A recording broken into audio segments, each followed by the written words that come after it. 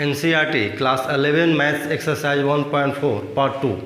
Exercise 1.4 का जो part 1 video है जिसे जस्ट इसके पहले अपलोड किया गया है, उसमें एक्सरसाइज 1.4 से रिलेटेड जितने थ्योरी और कंसेप्ट्स हैं, जैसे Venn diagram, union, intersection, difference of sets, disjoint sets, उसको अच्छी तरह समझाया गया है। यदि आप उसे वॉच नहीं किए हैं तो आप उसे वॉच कर लीजिए। उसका लिंक डिस्क्रिप्शन बॉक्स में दिया गया है, वहाँ पर आप क्लिक करके उसे वॉच कर सकते हैं। तो आइए शुरू करते हैं exercise 1.4। First question, find the union of each of the following pairs of sets. तो जो डिफिनीशन जो समझाया गया है पार्ट 1 में यूनियन ऑफ सेट्स, उसके अनुसार दो सेट का यूनियन जब फाइंड करना हो तो दोनों सेट को हम कंबाइन करते हैं और उसके प्रत्येक एलिमेंट को यूनियन, जो उनका यूनियन ऑफ सेट्स है, उसमें हम लिखते हैं। तो यहाँ पर x और y का यूनियन फाइंड करना है, तो x यूनियन, यह यूनियन का सिंबल है, y इक्वल टू दोनों सेट के एलिमेंट्स को जब हम कंबाइन करेंगे तो यह हो जाएगा 1 2 3 5, 1 2 3 और यहाँ पर 1 3 कॉमन है दोनों में, 5। यदि दोनों सेट्स में जो एलिमेंट्स कॉमन हो तो उसको हम रिपीट नहीं करते हैं, उसको हम एक ही बार लिखते हैं। तो इस तरह x union y equal to हो जाएगा 1 2 3 5। सेकेंड सेट में a और b का यूनियन फाइंड करना है, तो यहाँ पर a union b equal to जो इनके एलिमेंट्स है a e i o u a b c, जब दोनों को कंबाइन करेंगे तो यह होगा a b c e i o u। Third question, a equal to x such that x is a natural number and multiple of 3। तो यहाँ पर जो सेट A है यह सेट बिल्डर फॉर्म में दिया हुआ है। तो सेट बिल्डर फॉर्म को जब हम रोस्टर फॉर्म में चेंज करेंगे तो यह हो जाएगा x is a natural number multiple of 3, यानी ऐसा नेचुरल नंबर जो 3 का मल्टीपल हो। तो यहाँ होगा 3 6 9 12 15 अप टू इन्फिनिटी। और B सेट जो है that is x is a natural number less than 6, यानी 6 से लेस जो नेचुरल नंबर है। तो 6 से लेस नेचुरल नंबर जो होगा 1 2 3 4 5। जब हम दोनों को कंबाइन करेंगे तो a union b equal to आप लिखेंगे 1 2 3 4 5। तो यहाँ पर 3 तक, 3 यहाँ पर आ गया। तो यहाँ से अब जो नंबर है इस सेट का लिखेंगे 6 9 12 15 अप टू इन्फिनिटी। अब इसको जब हम यदि सेट बिल्डर फॉर्म में लिखना चाहें तो यहाँ होगा a union b equal to x such that x is a natural number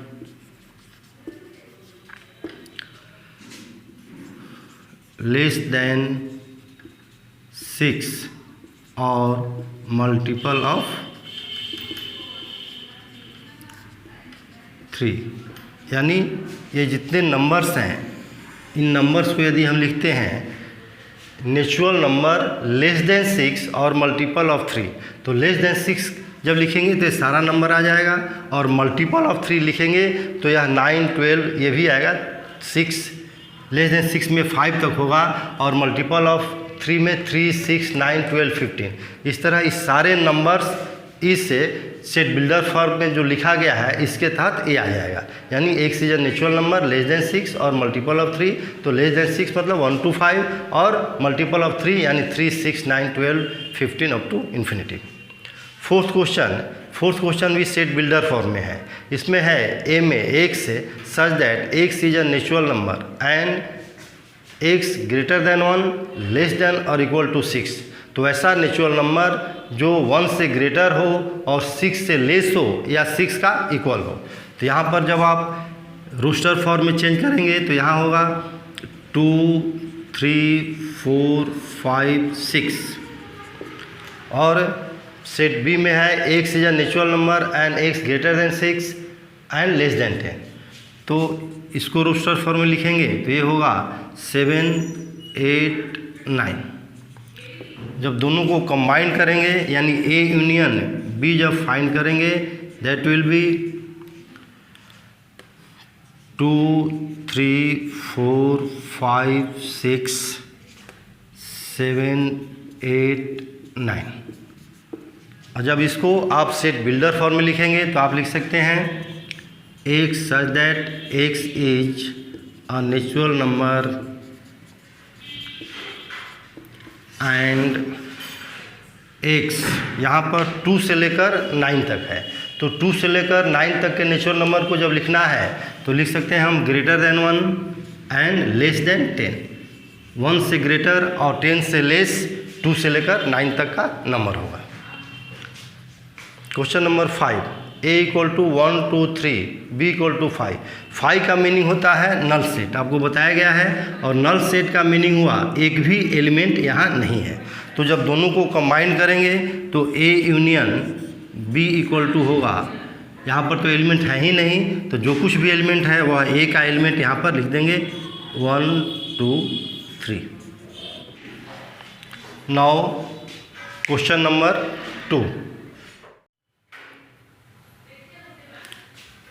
let a equal to ab, b equal to abc, is a is subset to b, what is a union b?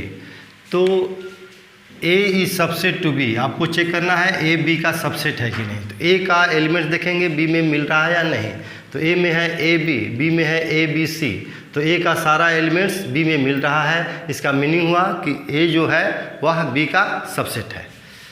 लिखेंगे here a is subset to b। अब find करना है a union b, तो a union b equal to दोनों set को जब हम combine करेंगे तो यहाँ पर हो जाएगा a b c, और a b c जो है वह सेट b का एलिमेंट्स है, तो यहाँ लिख देंगे सेट b। इस तरह a union b equal to b हुआ। इसका मीनिंग यह हुआ कि if a is subset to b then a union b equal to b। इसी तरह जब b सबसेट टू a हो तब a union b equal to हो जाएगा a। थर्ड क्वेश्चन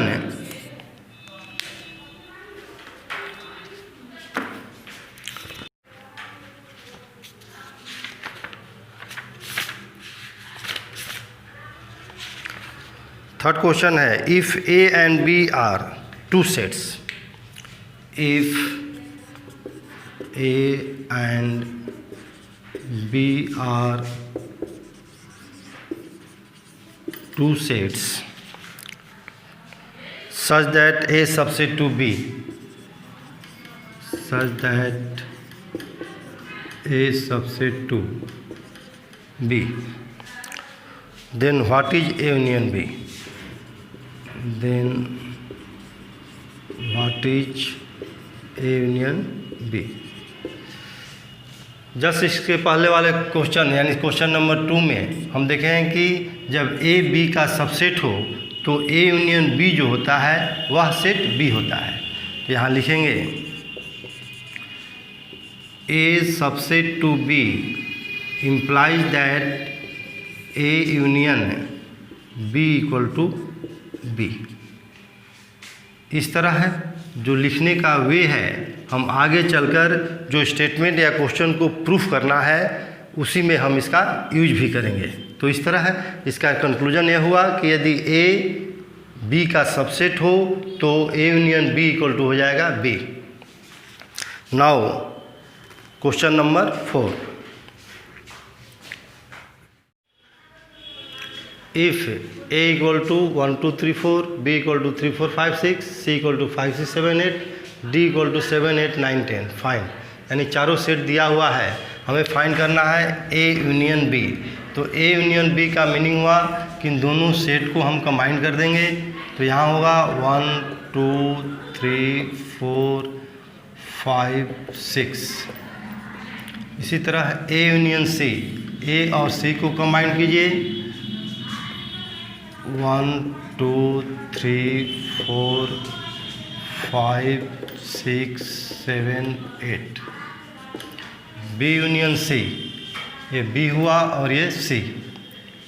ये हो जाएगा 3 4 5 6 7 8। बी यूनियन डी, बी और डी को कंबाइन कीजिए, 3 4 5 6 7 8 9 10। A union B union C, यहाँ तीनों सेट का यूनियन निकालना है, ए बी और सी। तो ए बी और सी तीनों को जब हम कंबाइन करेंगे, तीनों को मिलाकर जब हम सेट बनाएंगे तो यहाँ होगा 1 2 3 4 5 6 7 8। जो एलिमेंट्स दो बार आ रहा है, जैसे 3 4 यहाँ पर ए में भी है, बी में भी है, तो उसको हम रिपीट नहीं करेंगे, 1 टाइम लिखेंगे। इसी तरह 5 6 दोनों सेट में है तो एक ही बार 5 6 यहाँ लिखा जाएगा। A union B union D, A B और डी तीनों को जब हम यहाँ पर कंबाइन करेंगे तो होगा 1 2 3 4 5 6 7 8 9 10। B union C union D, B union C union D, 3 4 5 6 7 8 9 10। Now question number 5.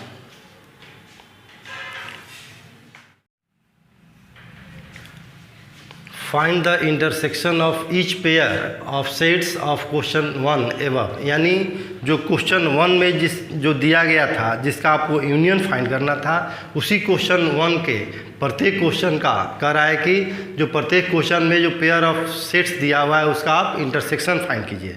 तो क्वेश्चन 1 में जो भी 5 क्वेश्चन था उसको हमने यहाँ पर लिख दिया है। अब हमें प्रत्येक क्वेश्चन में जो पेयर ऑफ सेट्स है इसका इंटरसेक्शन फाइंड करना है। तो आपको बताया गया है कि intersection of any two sets means that set whose elements are common in both the given set. तो यहाँ x intersection y equal to होगा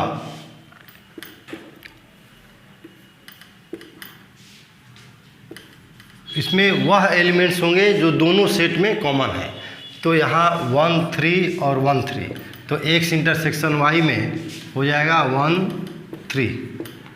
इसी तरह a और b का जब इंटरसेक्शन फाइंड करना हो तो दोनों में हम कॉमन एलिमेंट्स देखेंगे, और यहाँ पर है a, यहाँ स्मॉल a है, a कॉमन है और सिर्फ a कॉमन है, तो यहाँ होगा a intersection b equal to a। Third question में सबको पहले रोस्टर फॉर्म में चेंज कीजिए। तो x is a natural number multiple of 3, यहाँ होगा 3 6 9 12 15 अप टू इन्फिनिटी। बी में नेचुरल नंबर लेस देन 6, तो natural number less than 6 means 1 2 3 4 5। और जब दोनों का कॉमन फाइंड करना हो, कॉमन एलिमेंट्स, तो इसमें है 3, सिर्फ 3 है, तो लिखिए a intersection b equal to 3। Fourth में जो सेट A है इसका जो एलिमेंट्स हैं that is natural number between 1 to 6 including 6। तो यहाँ पर होगा 1 2 1 नहीं, 1 से ग्रेटर है, तो 2 3 4 5 6। और B में है natural number greater than 6 less than 10, यहाँ लिखिए 7 8 9। दोनों का जो कॉमन एलिमेंट्स होगा यहाँ पर 2 3 4 5 6 और यहाँ पर है 7 8 9। इस तरह दोनों में कोई भी कॉमन एलिमेंट्स नहीं है। तो जिस सेट में कोई भी एलिमेंट्स न हो वह नल सेट कहा जाता है, जिसको हम 5 से डिनोट करते हैं। Now in question number 5 a equal to 1 2 3 and b equal to 5, that is null set। तो null set और इस सेट a में कोई भी कॉमन एलिमेंट नहीं है, क्योंकि यहाँ तो कोई एलिमेंट है ही नहीं, तो दोनों में कॉमन एलिमेंट नहीं है। तो a intersection b equal to ऐसा सेट होगा जिसमें कोई एलिमेंट ना हो, इसको हम 5 से डिनोट कर देंगे। Now question number 6। यहाँ पर ए बी सी और डी सेट्स दिया हुआ है और आपको ये फाइंड करना है। तो फर्स्ट क्वेश्चन में है ए इंटरसेक्शन बी। तो अभी आपको बताया गया प्रीवियस क्वेश्चन में कि जब भी दो सेट का इंटरसेक्शन फाइंड करना हो तो दोनों सेट का कॉमन एलिमेंट्स हम लिखते हैं। तो ए और बी में जो कॉमन एलिमेंट्स है वह है 7, 9, 11। तो A intersection B equal to होगा 7, 9, 11। बी इंटरसेक्शन सी, बी और सी में जो कॉमन एलिमेंट्स हैं they are 11, 13। B intersection C equal to 11, 13। A intersection C intersection D, A C और डी तीनों में कॉमन एलिमेंट्स से फाइंड करना है। तो 3, 5, 7, 9, 11, 11, 13, 15 और यहाँ पर है 15, 17। तो इस तरह इन दोनों में जो कॉमन एलिमेंट्स है ए और सी में वह है सिर्फ 11, और सी और डी में जो कॉमन एलिमेंट्स है वह है 15। लेकिन तीनों सेट में ऐसा कोई एलिमेंट्स नहीं है जो तीनों में कॉमन हो। यहाँ 11 है या 15 है, लेकिन तीनों सेट में कोई कॉमन एलिमेंट्स नहीं है। तो यहाँ A intersection C intersection D equal to होगा 5। ए इंटरसेक्शन सी, ए और सी में कॉमन एलिमेंट्स देखना है। तो ए और सी में कॉमन एलिमेंट्स जो है that is 11 equal to 11। B intersection D, B और डी में जो कॉमन एलिमेंट्स है वह है, एक भी कॉमन एलिमेंट्स नहीं है, 7, 9, 11, 13, 15, 17। तो B intersection D equal to 5। In 6th question A intersection B union C, यानी यहाँ पर इंटरसेक्शन भी फाइंड करना है, यूनियन भी। सबसे पहले हम यूनियन फाइंड करेंगे, B union C. 6th question, B union C equal to B और सी दोनों का यूनियन फाइंड कीजिए। 7, 9, 11, 7, 9, 11, 13 और 15। अब बी यूनियन सी फाइंड करने के बाद A intersection B union C find करेंगे। तो A intersection B union C का मीनिंग हुआ A intersection B union C. यहाँ पर सेट ए को लिख दीजिए 3, 5, 7, 9, 11। 3, 5, 7, 9, 11 इंटरसेक्शन और बी यूनियन सी जो आप फाइंड किया गया यहाँ पर यह है 7, 9, 11, 13, 15। दोनों में कॉमन एलिमेंट्स देखना है क्योंकि दोनों का इंटरसेक्शन फाइंड करना है। दोनों में कॉमन एलिमेंट्स 7, 9, 11, 7, 9, 11 यहाँ हो जाएगा 7, 9, 11। इसी तरह 7th question A intersection D, A और डी में कॉमन एलिमेंट्स एक भी नहीं है। तो A intersection D equal to 5। 8th A intersection B union D, पहले B union D equal to 7, 9, 11, 13, 15, 17। Therefore, A intersection B union D equal to, better होगा कि दोनों का वैल्यू यहाँ पर हम पुट कर देंगे। तो A का जो वैल्यू है वह है 3, 5, 7, 9, 11। 3, 5, 7, 9, 11 इंटरसेक्शन बी यूनियन डी जो यहाँ फाइंड किया गया है 7, 9, 11, 13, 15 और 17। और दोनों में जो कॉमन एलिमेंट्स हुआ 7, 9, 11, 7, 9, 11।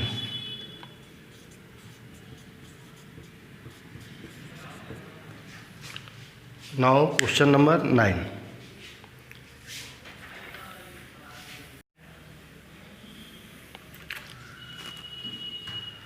इसमें सबसे पहले फाइंड करेंगे ए इंटरसेक्शन बी।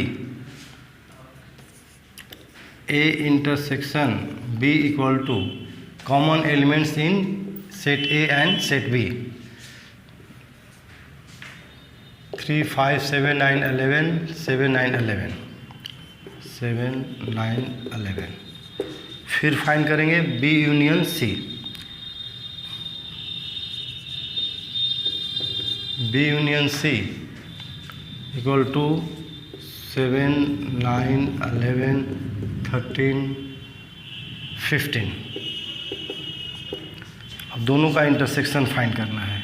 देयरफॉर ए दोनों का इंटरसेक्शन, हाँ, A intersection B union C. तो दोनों में कॉमन एलिमेंट्स देखेंगे, वह है 7, 9, 11। Now question number 10। Question number 10 में पहले फाइंड करेंगे A union D. A union D equal to A और डी का यूनियन 3, 5, 7, 9, 11, 15, 17। और इसी तरह है बी और सी का जब यूनियन फाइंड करेंगे, ये दोनों सेट को कंबाइन करके, तो ये होगा B union C equal to 7, 9, 11, 13, 15। फिर दोनों का इंटरसेक्शन फाइंड करना है। Therefore A union D intersection B union C equal to, यानी ए यूनियन डी और बी यूनियन सी में इंटरसेक्शन फाइंड करना है, यानी इन दोनों सेट्स में कॉमन एलिमेंट। तो इन दोनों सेट्स में जो कॉमन एलिमेंट है दे आर 7, 9, 11, 7, 9, 11 एंड 15। तो यहाँ होगा 7, 9, 11, 15। इस तरह क्वेश्चन नंबर 6 फिनिश्ड हुआ।